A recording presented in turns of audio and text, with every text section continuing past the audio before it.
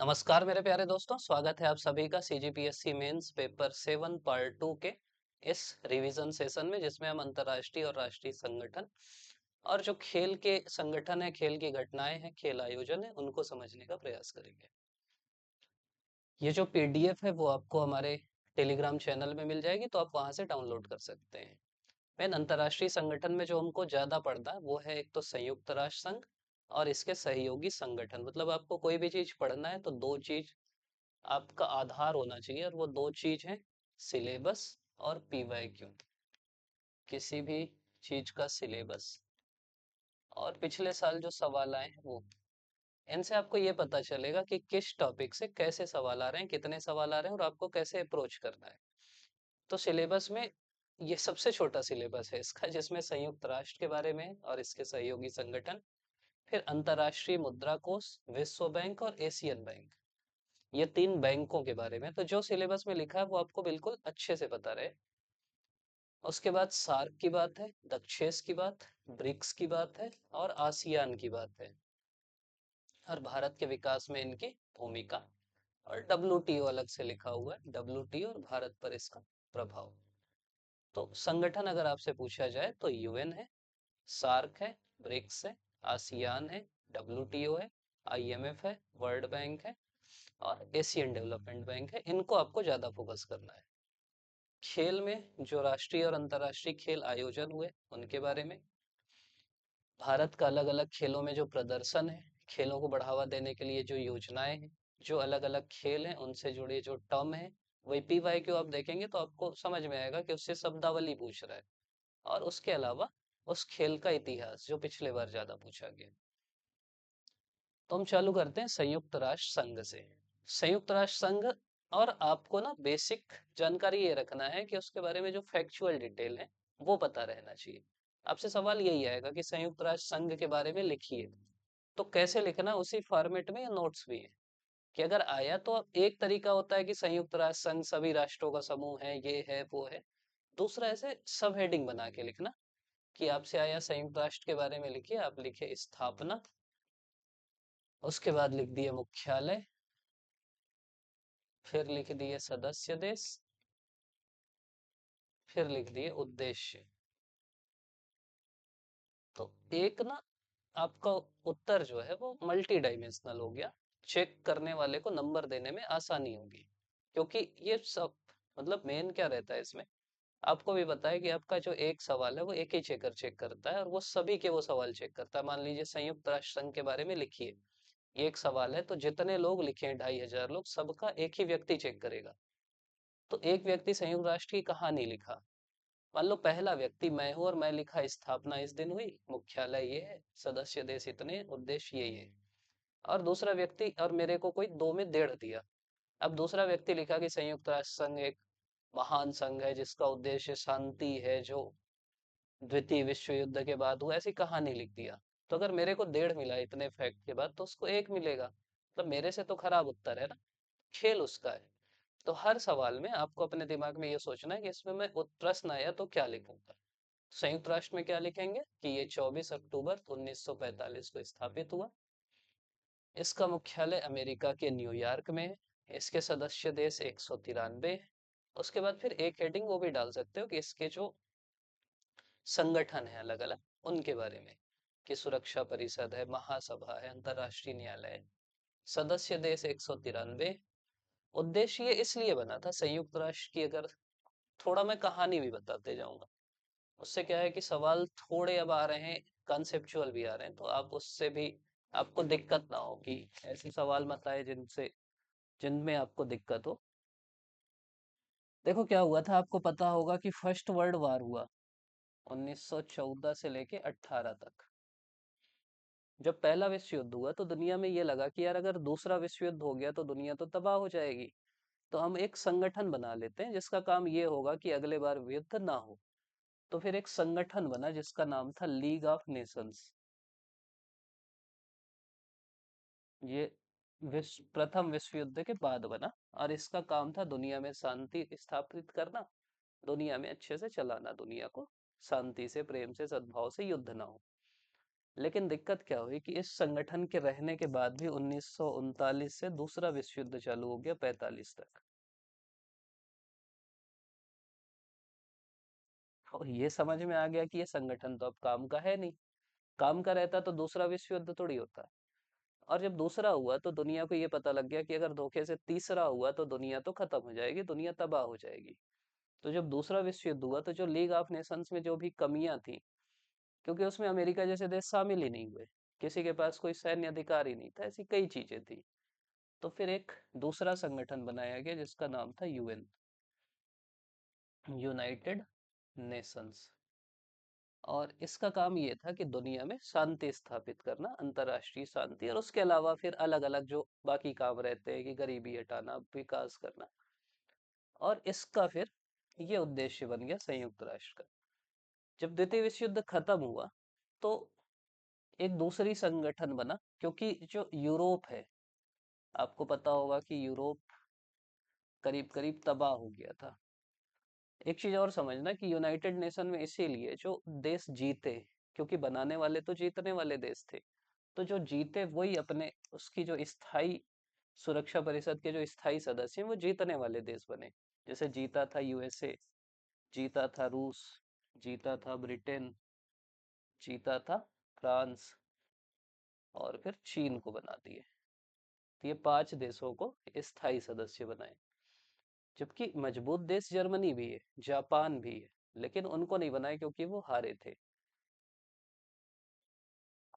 अब क्योंकि यूरोप तबाह हो गया था, तो ऐसा बैंक चाहिए था जो यूरोप को फिर से रिकंस्ट्रक्ट कर सके।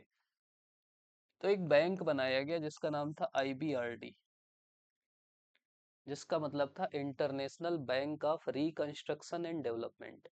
रिकंस्ट्रक्शन मतलब फिर से कंस्ट्रक्ट करना यूरोप को। तो अमेरिका अपना पैसा देके, इसीलिए उसका मुख्यालय जितने भी बैंक है सब अमेरिका में है, पैसा देके यूरोप को फिर से पुनर्विकसित करने के लिए बैंक बनाया। और इसी बैंक जैसे कुछ फिर आईडीए बना, बाकी आईएफसी बना, कि भाई ये तो यूरोप के लिए था, अब गरीब देशों को कैसे पैसा देना है, तो उसके लिए आईडीए बना। आईडीए मतलब होता है जो गरीबों को पैसा देगा, गरीब देशों को देगा। तो इन सब को मिला के जो संगठन बना उसको बोलते हैं विश्व बैंक। और दुनिया में वित्तीय स्थिरता रहे, देखो दोनों में अंतर समझना। विश्व बैंक इसलिए बना, बैंक वाला काम कि उधार देना, विकास करना, ये काम। आईएमएफ का काम में उधार देना नहीं है। आईएमएफ इसलिए बना कि अगर दुनिया में कोई वित्तीय दिक्कत आ गई, जैसे मान लो भारत 1991 में भारत के पास पैसा नहीं था, गोल्ड रिजर्व नहीं था, भारत की आर्थिक स्थिति खराब हो गई थी। तो अगर किसी देश की आर्थिक स्थिति खराब हो गई तो फिर वो आईएमएफ के पास जाएगा। आईएमएफ का काम है दुनिया में वित्तीय स्थिरता बना के रखना। आईएमएफ का काम है दुनिया में कैसे करेंसी एक्सचेंज होगा वो देखना। जैसे मान लो ये अमेरिका है, ये भारत है, अब दोनों के बीच भाई एक मुद्रा तो नहीं है ना दुनिया में, तो कितने रुपए बराबर कितना डॉलर होगा ये देखना आईएमएफ का काम होगा। तो आईएमएफ का अलग काम है, विश्व बैंक का अलग काम है, और एक अलग संगठन है जिसका नाम है डब्ल्यूटीओ। पहले जो संगठन था उसका नाम था गैट, कि भाई देशों के बीच व्यापार भी तो होगा। तो उसके लिए जो संगठन एग्रीमेंट आया उसको बोलते हैं general agreement on trade and tariff. उसके लिए जो संगठन बना गैट बना, इसकी वार्ताएं हुई, और आखिरी में जो मेन संगठन बना 95 में उसका नाम है वर्ल्ड ट्रेड ऑर्गेनाइजेशन, जिसका काम था दुनिया में जो वस्तुओं और सेवाओं का व्यापार हो रहा है वो ठीक ठाक तरीके से हो, दुनिया में अच्छे से व्यापार हो, वस्तु का भी सेवा का भी। वो काम हो गया डब्ल्यू का। तो डब्ल्यूटीओ का काम है कि व्यापार अच्छे से हो, व्यापार के कानून हो, व्यापार के नियम हो। अगर किसी को कोई दिक्कत है, जैसे मान लो अमेरिका चीन के ऊपर टैरिफ लगा दिया, तो कहाँ जाएंगे, तो वो फिर डब्ल्यूटीओ के पास जाएंगे। तो ये अलग अलग संगठन है। फिर एशिया के लिए अगर बैंक चाहिए, एशियाई देशों के लिए, तो जो संगठन बना उसका नाम है एडीबी, एशियन डेवलपमेंट बैंक। ये एशिया के विकास का काम करता है। और बैंक क्या करेगा, बैंक का मेन काम होगा लोन देना। किसी भी बैंक का मेन काम होता है ऋण देना। अब वो ऋण विकासात्मक कार्यों के लिए हो, बाकी कार्यों के लिए हो। दूसरा, बैंक को भी पता है कि यार किसी गरीब देश को हम ऋण दे दिए, वो ढंग से यूज नहीं किया, तो फिर पैसा तो डूब जाएगा ना। तो बैंक साथ में ना तकनीकी सहायता भी देते हैं, इनको बताते हैं कि ये पैसा ऐसे यूज करो, इस क्षेत्र में यूज करो। अब हम तुमको 2 लाख करोड़ दिए और सब तुम जनता में बांट दिए, शराब पिला दिए, तो फिर वो पैसा फिर थोड़ी बैंक को मिलेगा। तो बैंक उनको सहायता देती है, कैसे विकास करना है, कैसे बाकी चीजें करना है। तो ये चीजें एडीबी का काम है। तो ऐसे अलग अलग संगठन है। एक संगठन हम आगे पढ़ेंगे, सार्क। सार्क दक्षिण एशिया का क्षेत्रीय संगठन है। अब दक्षिण एशिया के देश आप वैसे भी याद रख सकते हो कि भारत है, और भारत के अगल बगल के देश जो भी हैं, इधर पाकिस्तान है, नेपाल है, भूटान है, बांग्लादेश है, श्रीलंका है, मालदीव है, अफगानिस्तान है। तो ऐसे 8 देश जो हैं वो सार्क के सदस्य हैं, और इनका मेन उद्देश्य ये है कि आपस में, क्योंकि अकेले अकेले विकास करना मुश्किल है, जब सभी देश साथ हो जाते हैं तो फिर आपस में व्यापार अच्छे से होता है, वाणिज्य अच्छे से होता है, बाकी चीजें अच्छे से होती हैं। तो इसलिए एक संगठन बना सार्क, क्षेत्रीय विकास के लिए देश के। कई चीजें साथ हो सकती हैं। अब जैसे सुनामी आया, अब सुनामी थोड़ी टारगेट करता है कि बांग्लादेश को मारूंगी, भारत को नहीं मारूंगी। तो उस लिए सार्क बना, और सार्क का जो मुख्य उद्देश्य था वो ऐसे नकारात्मक था। भारत नहीं चाहता कि संगठन बने, क्योंकि सार्क में 80% से ज्यादा जो शेयर है वो भारत का ही है। सार्क बनाने में ज्यादा योगदान था छोटे देशों का, बांग्लादेश जैसे देशों का। इनको लगता था कि भारत ना बिग ब्रदर अप्रोच दिखा रहा है। बिग ब्रदर अप्रोच मतलब होता है बड़े भाई की तरह, कि हमको डराता है, धमकाता है, अकेले अकेले धमकाता है। तो इनको लगा कि हम ये जो छोटे छोटे देश है ना, सब एक साथ हो जाते हैं तो भारत कम धमका पाएगा। तो इसीलिए सार्क बना। तो सार्क का जो इनिशियल उद्देश्य था वो, मतलब जो जिस कारण वो बनाए, वो ये था कि भारत को काउंटर कर सके, क्योंकि भारत अकेले अकेले ज्यादा धमकाएगा, छोटे छोटे हम लोग, वो बड़ा भाई बन जाता है। लेकिन फिर धीरे धीरे फिर उसका उद्देश्य विकास होने लगा, तकनीकी चीजें होने लगा, सार्क का विश्वविद्यालय बन गया, कि भाई जो सार्क देश के लोग हैं वो वहां पढ़ेंगे, बच्चे रिसर्च करेंगे। सार्क में दिक्कत ये आई कि 2 बड़े देश हैं, एक भारत है और एक पाकिस्तान है। तो जो पाकिस्तान है,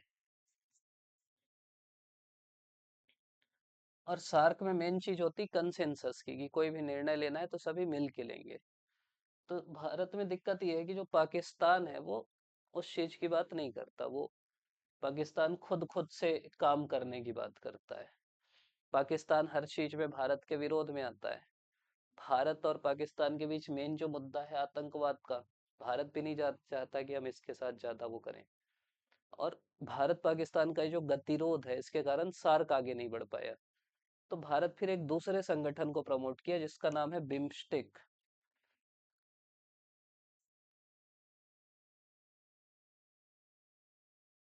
बिम्स्टेक मतलब, पहले सदस्य याद करने के लिए, बी से होता है बांग्लादेश, आई से होता है इंडिया, एम से होता है म्यांमार, एस से होता है श्रीलंका, टी से होता है थाईलैंड।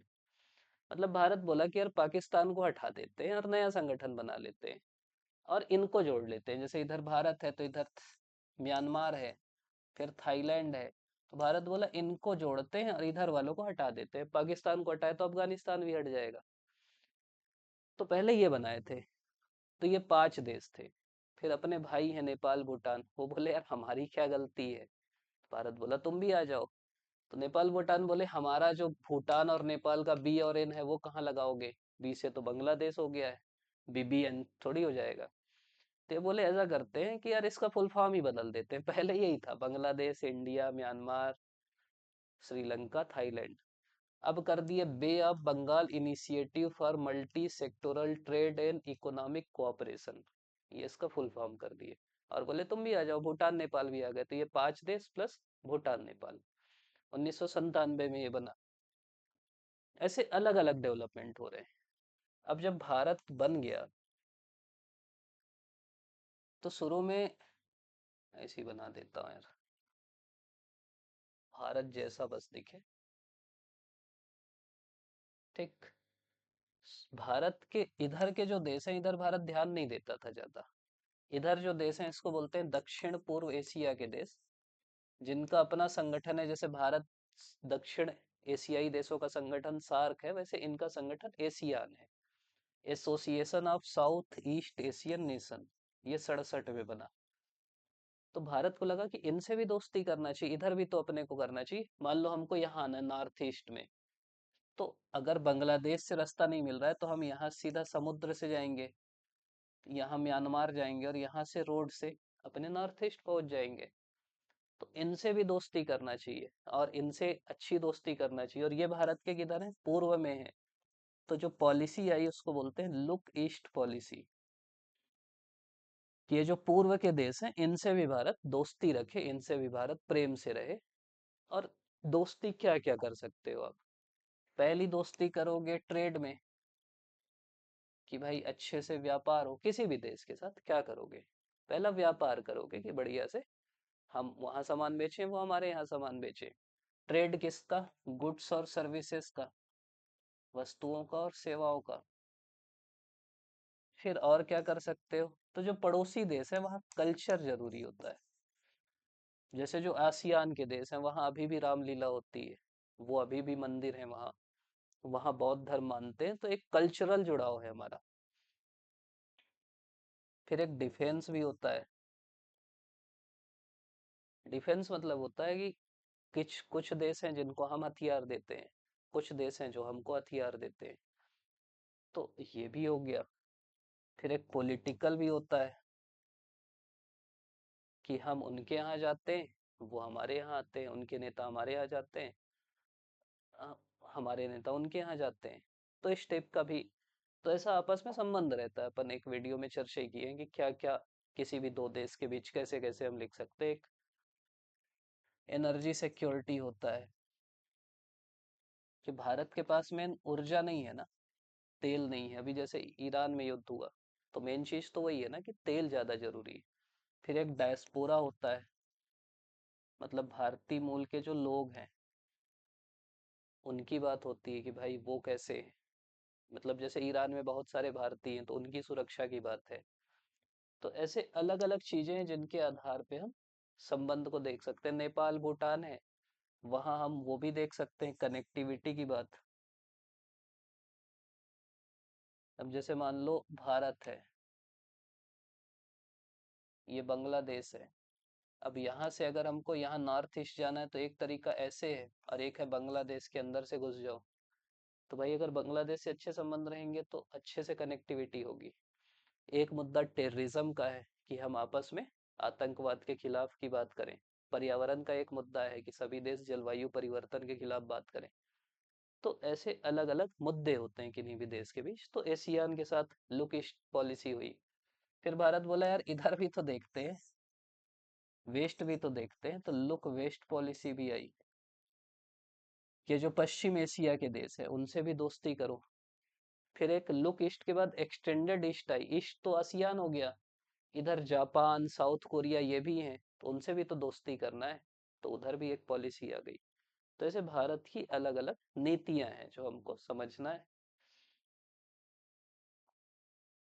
मैं पीडीएफ से ही पढ़ाता हूँ, क्योंकि ये मेरा विषय है। मैं अगर ज्ञान बांटने लग जाऊंगा ना तो फिर ज्ञान खत्म ही नहीं होगा। अगर बताओगे तो फिर कभी ले लेंगे इसी, बिना पीडीएफ वाला। जो समझ में आएगा वो बताते जाएंगे। अभी एक कम से कम आपको बैकग्राउंड समझ में आए कि दुनिया में चल क्या रहा है। एक और चीज थी, वो भी एक बार पूछ चुका है। ये जो ग्लोब है ना, अगर आप इसको बीच से बांटोगे दुनिया में, तो इसको बोलते हैं उत्तरी गोलार्ध, और इसको बोलते हैं दक्षिणी गोलार्ध।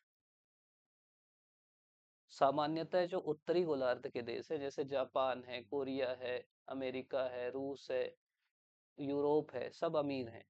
और जो दक्षिणी गोलार्ध के देश है, जैसे लैटिन अमेरिका है, अफ्रीका है, ये सब गरीब है। तो ये माना जाता है कि दुनिया में जो उत्तरी गोलार्ध के देश है वो जनरली अमीर हैं। तो बोला जाता है जो नॉर्थ है उसका मतलब माना जाता है अमीर देश, और जो साउथ है उनका मतलब माना जाता है गरीब देश। तो अगर आपको टर्म मिला कहीं पे, एक होता है दक्षिण, दक्षिण सहयोग, दक्षिण, दक्षिण सहयोग। इसका मतलब होता है कि जो गरीब देश में थोड़ा अच्छे देश हैं, जैसे भारत है, और जो ज्यादा गरीब देश है, तो जो अच्छे गरीब है वो ज्यादा गरीबों का सहयोग करेंगे। जैसे मान लो भारत है, भारत भारत ऐसा विकसित देश नहीं है ना, लेकिन भारत बाकी से बहुत अच्छा है, उभरती हुई अर्थव्यवस्था है। कोविड आया तो बाकी गरीबों का सहयोग किया ना भारत, वो होता है दक्षिण दक्षिण सहयोग। इसीलिए जब भारत के बारे में आप लिखोगे तो आप लिखोगे कि भारत जो वैश्विक दक्षिण है या ग्लोबल साउथ है उसका नेता है, ग्लोबल साउथ की मदद करता है। और एक होता है उत्तर दक्षिण संवाद।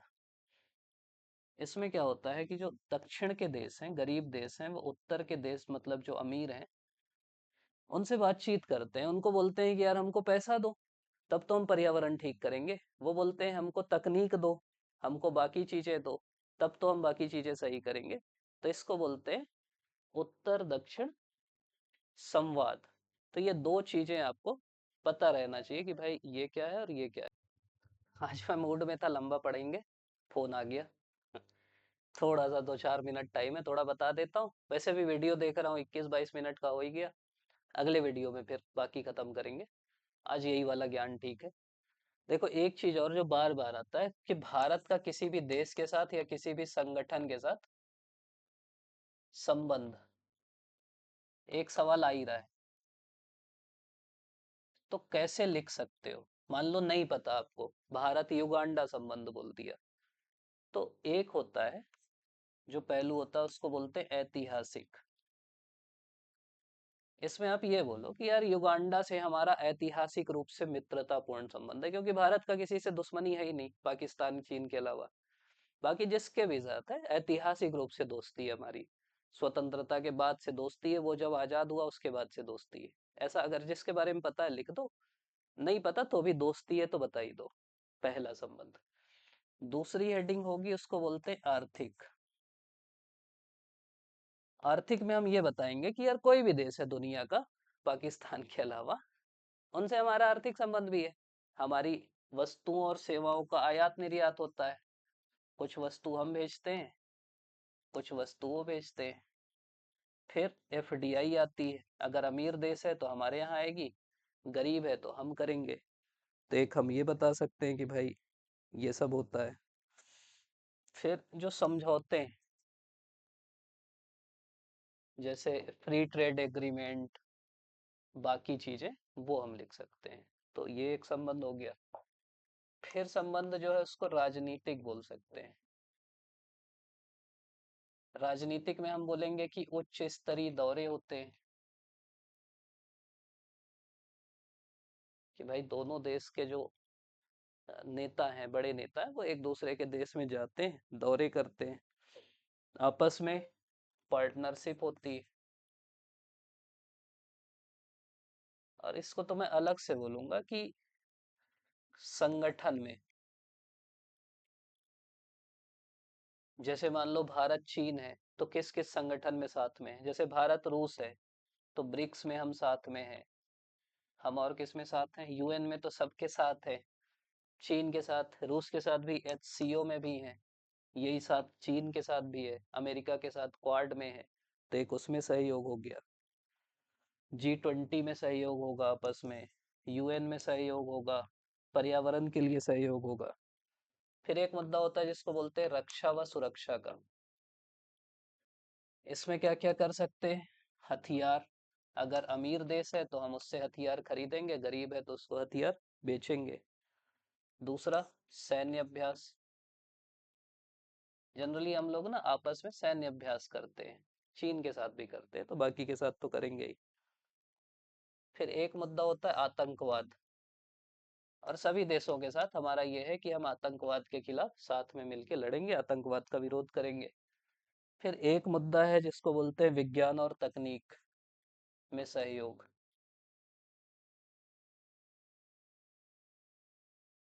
इसका मतलब ये होता है कि विज्ञान में क्या क्या सहयोग होगा, हम वैज्ञानिक रूप से एक दूसरे की मदद करेंगे। जैसे इसरो है, इसरो बहुत सारे देशों की मदद करता है स्पेस में, गरीबों की तो मदद करते ही है।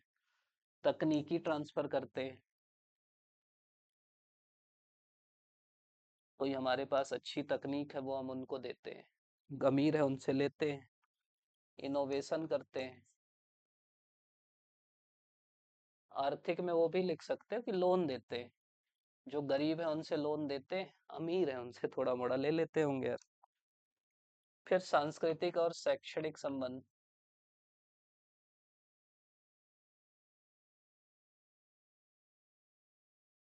इसमें क्या है कि कल्चर है। भाई कई देश हैं जैसे बौद्ध धर्म है जो मानते हैं, हिंदू धर्म मानते हैं और कोई धर्म मानते हैं, नहीं भी मानते तो कल्चरल एक्सचेंज प्रोग्राम होता है, हमारे कल्चर को वो सीखते हैं, रामायण महाभारत हम सीखते हैं। योगा है, अब तो अंतर्राष्ट्रीय योगा दिवस है। बॉलीवुड खूब देखते हैं। फिर जो हमारा डायस्पोरा है, ये भी एक बड़ी चीज है ना। हमारे जो प्रवासी भारतीय हैं, वो भी तो हमारे संस्कृति को फैलाते हैं ना। अमेरिका के साथ हमारी दोस्ती का एक बड़ा कारण प्रवासी भारतीय भी हैं। और क्या लिख सकते हैं, पर्यावरण का मुद्दा, कि सब मिल के साथ में क्या चाहते हैं कि पर्यावरण की सुरक्षा हो, उसके लिए जो सीओपी है उसमें साथ में आते हैं। भारत का अंतर्राष्ट्रीय सोलर गठबंधन है, उसमें हम साथ में आते हैं। तो पर्यावरण के लिए भी बात हो गई। बहुपक्षीय मंचों में सहयोग करते हैं।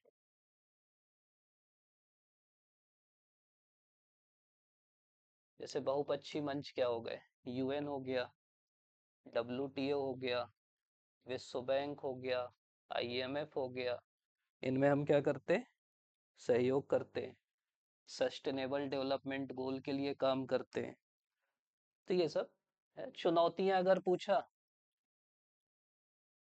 पड़ोसी है तो सीमा विवाद होगा, व्यापार असंतुलन होगा।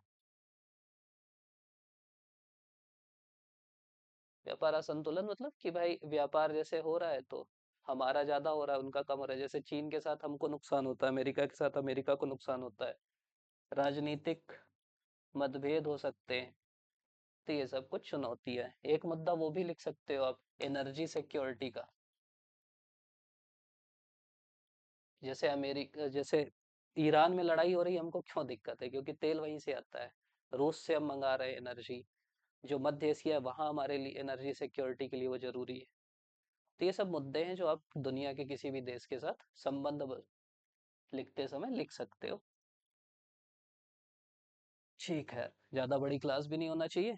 तो बताना ये, मैं सोचा था एक बनाना है वीडियो, एक बन गया है। अगर आप लोग को ठीक लगता है तो फिर इसका दूसरा पार्ट बनाएंगे, वही पीडीएफ से पढ़ा लेंगे। तो पीडीएफ आप लोग के पास है, पढ़ लेना। कमेंट में बताना कैसा लगा, और अभी तक देख रहे उसके लिए बहुत बहुत धन्यवाद।